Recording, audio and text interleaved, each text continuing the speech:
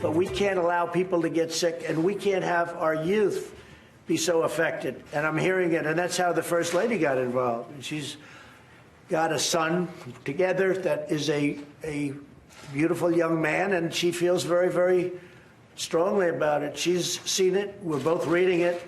A lot of people are reading it. But people are dying with vaping. So we're looking at it very closely. An unusual clip, I know, but that is President Trump referring to vaping and his son, or Melania's son, Barron, and vaping. So it's reached the White House. 6 deaths now in the United States attributed to vaping, one just in the last couple of days, yesterday, I believe, in fact.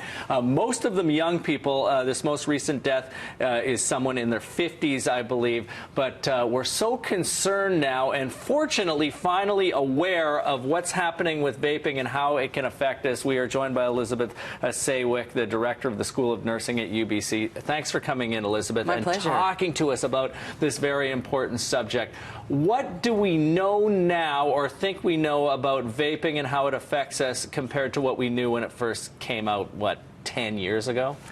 So there's been increasing research, and some of what we see is that originally it was billed as a way of a less harmful way of addressing the issue of trying to quit cigarettes. A cessation method or technique. Right. And at the moment, the research suggests that for some people that works, but that it doesn't necessarily completely, is not completely successful in that respect.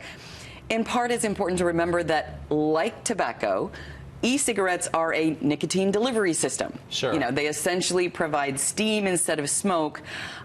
We're still learning about the other potential effects of the liquid that turns into the steam and its effects on being inhaled in the lungs. And some of the concern around the illnesses and the deaths that have recently happened suggest that part of the chemicals may be at play, but also some of the e-juice includes oils, and our lungs have never been meant to have oil in them. That's not something that's what we're meant to breathe, in the same way as we're not meant to breathe smoke. No, clean oxygen, clean as possible, is Yes. the best. So we thought maybe this is going to be better than smoke. It's just vapor, or water vapor, I guess, is how it was pitched originally. But we're not just inhaling water vapor. There's a product in there. And as you mentioned, it's a nicotine delivery system. And what we are seeing is more and more young people taking up vaping as opposed to cigarette smoking, thinking, well, it's vaping, it's not that bad, but it may in fact be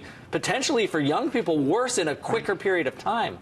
And one of the challenges is that because it's still providing nicotine, it's getting young people addicted on nicotine. And the concern that a number of us have had over the years is that if you need the nicotine and the side effects of trying to quit cigarettes, people have talked for a long time about the difficulty of getting off tobacco and when you try to quit.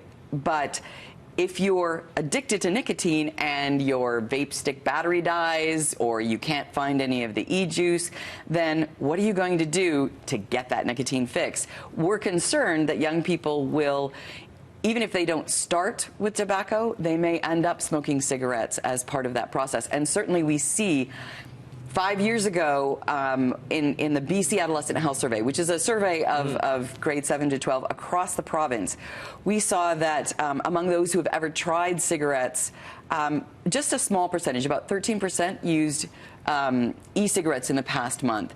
Now that's 2/3 of them. Wow. And more importantly, what we are seeing is that among high school students, almost 1 in 3 of them report vaping with nicotine in the past month. That's more young people than have report ever trying cigarettes in their lives. Which is absolutely incredible, and hopefully the information that we are getting out there now and some of the research that's coming forward will continue to get out into the wide population and let people know that this is dangerous. Yeah, thank you so much for coming in. We really appreciate your insight. Coming up tonight, the first national leaders debate here on City